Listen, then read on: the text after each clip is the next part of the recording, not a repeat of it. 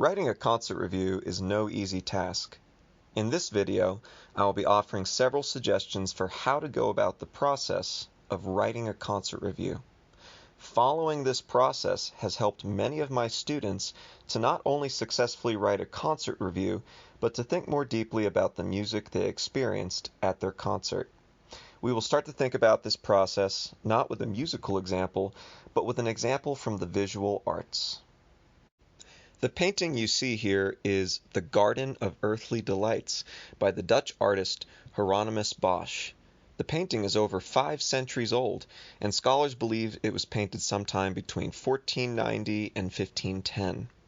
At this time, take 30 seconds to look at the painting and write down what you see.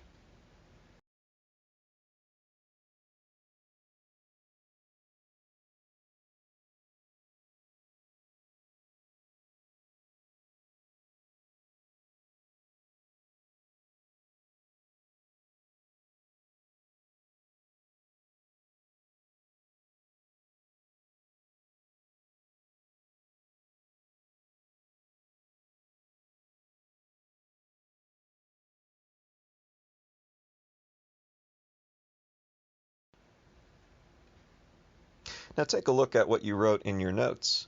If you wrote things like, there are lots of animals, or there's a guy being eaten by a clam, or there's a pair of ears with a knife going through them, congratulations! You have successfully completed the first step of analyzing a work of art, which is simply as follows. Write down what you noticed. If, however, you wrote things down like, this painting represents birth, life, and death, or humanity's descent from virtue into sin, you have already made the first mistake in evaluating a work of art, putting concepts and meaning before what you actually experienced. Don't try to find meaning right away in a work of art. Don't try to guess what the work of art is about. Simply experience the work of art and make note of what you notice. Often students will say to me, I didn't write that down about the concert because, it didn't seem important. Or I didn't write that down because I wasn't sure if it was something I was supposed to notice or not. Remember, there are no shoulds or should nots when you first experience a work of art. The first step is to write down everything you hear and see. You are simply collecting information. What you decide to use or not use comes later in this process. At this first initial stage, ignore nothing. Now you may have thought to yourself, there was a lot happening in this painting, and you would be right. A person could spend hours in an art gallery staring at this painting, examining every inch of it, and still probably not notice several things. A live musical concert is similar in that there are many different things happening at the same time. But there is a difference between analyzing a painting and live concert. The painting we just viewed was painted 5 centuries ago and has not changed since. As a work of art, the painting exists in space, but not in time. People living hundreds of years before you have been analyzing this painting. Right now, you are analyzing this painting. And people living hundreds of years after you have gone will likely also be analyzing this painting. It does not change with time. A live musical concert, on the other hand, is a very different experience. Unlike a painting, a live musical concert exists in both space and in time. It is something temporary, and only the people who are at the concert can fully experience everything that happened in that concert. This aspect of a live musical concert can make it more difficult to analyze than a painting. Imagine if Hieronymus Bosch's painting consisted of not still images, but moving images, each one rapidly shifting from one side of the painting to the next and making a variety of different sounds. This is what experiencing a live concert can be like. At any given moment, there may be multiple things happening simultaneously. For example, in just 1 second of a concert, the following might be happening. The drummer is playing a drum roll on the snare drum.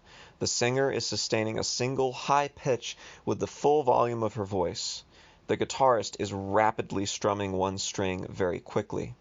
And the bass player hits the lowest note on their instrument one time, allowing it to sustain as it reverberates across the stadium. These four distinct events are happening sonically, visually, and kinesthetically in a single moment. In other words, you are hearing, seeing, and feeling the music at the same time. And this is just the musicians. What is the audience doing? Are there other sounds in the venue? Is there dancing? Is this producing a certain sound or a vibration on the ground that you can feel? Are there changes in the lighting? Is the sound echoing a certain way in the space? Like the Hieronymus Bosch painting, there are so many things happening at once, and you are experiencing all of them. This is why the first step of analyzing a concert review is so important. As mentioned earlier, write down everything you hear and see. Don't make any judgments. Don't make any decisions about the meaning of what you are hearing. Simply record it in your notes and analyze later. If you are doing this process correctly, then by the end of a concert, you should have many pages of notes. If you go to take notes at a concert and only have a few pages of notes, you will not be able to successfully write a concert review. This first step, simply gathering information, is the most important one. Once you have all your notes from the concert, the next step is to organize your notes. Think about this like a researcher coming back from the field and organizing their notes or their data. Now, to organize data, we need to look at it through different lenses, like a person might look at the same image with different pairs of glasses. 3 different lenses for organizing the music include the musical lens, the cultural lens, and the social lens. We then break each of these 3 lenses down into smaller categories. For example, you might break down the musical lens into the categories of instrumentation, dynamics, articulation, rhythms, and so on. Another example would be to break down the cultural lens into attire that is worn by the audience's behavior during the performance, how the musicians organize the instruments on stage, and so forth. Let's use an example. What you see before you is from step 1. These are random notes from a song I heard the band play during the concert. My notes are messy, and that's okay. They should be at this point. Now I will take these notes and organize them into the musical lens, the cultural lens, and the social lens. Now I have organized my notes into the 3 distinct lenses. This looks better and is much easier to see how all my previously messy and unorganized data is easier to follow. I will now take the observations for the musical lens and break them down into smaller categories using the musical elements. These elements, as you might remember from earlier in the semester, include melody, rhythm, harmony, timbre, articulation, dynamics, and form. Remember, you do not need to use all of these elements, just the ones that stand out to you. The third step is to take the organized data and separate it into the objective and the subjective. Now, objective refers to facts, or things that simply cannot be argued. For example, one of the musicians played an electric guitar. There's really no room for interpretation here. However, a subjective statement is based on opinion and is not true for everyone. As an example of an objective statement, you might say there were 3 musicians and none of them played instruments. This is obviously a fact. However, it is worth noting that the distinction between fact and opinion is sometimes more difficult. For example, the guitarist's performance was more heartfelt than the singer's earlier in the show. Is heartfelt a value determined on an individual basis? Is it a value determined on a cultural basis? Why might you have this viewpoint? Does some element of your cultural background inform your statement? Is heartfelt something that can be objectively measured? Subjective statements are important as they constitute an important part of the human experience, individual awareness of the world and our experiences in the world. However, a subjective statement holds more weight if it can be supported with objective information. For this reason, a good rule to remember is that any time you have a subjective statement, you should reinforce it with something objective you noticed about the music. For example, the melody played by the guitarist was very exciting to listen to. This was because he was playing very high notes rapidly at a loud volume. Notice that first I presented an opinion. The melody was exciting. And then I reinforced that opinion with objective facts.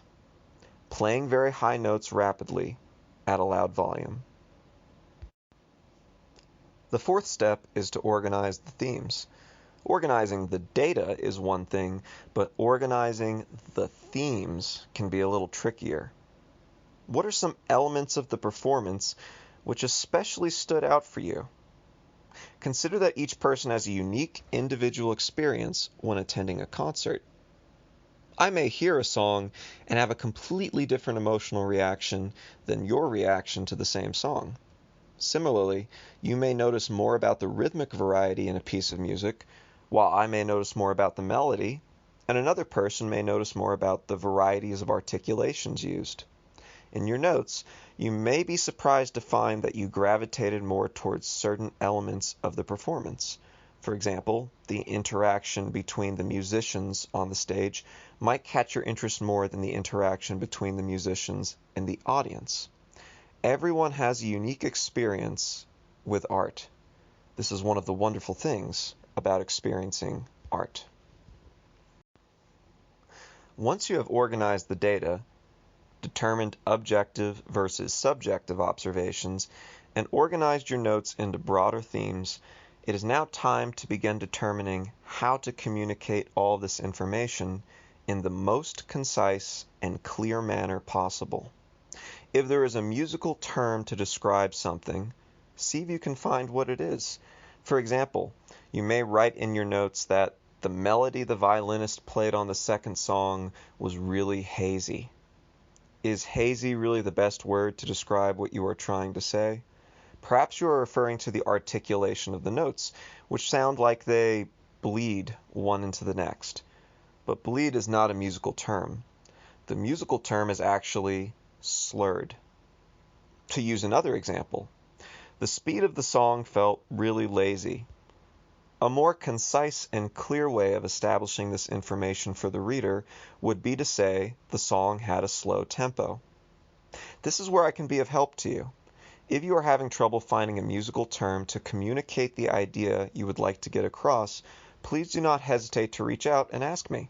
I also encourage you to reflect on the terms we have learned throughout this course.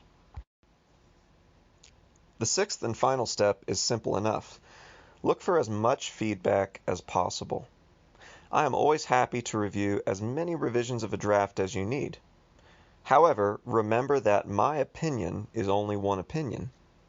Things that might not jump out to you or to me when reviewing your draft may become immediately apparent to one of your friends, a family member, and so on.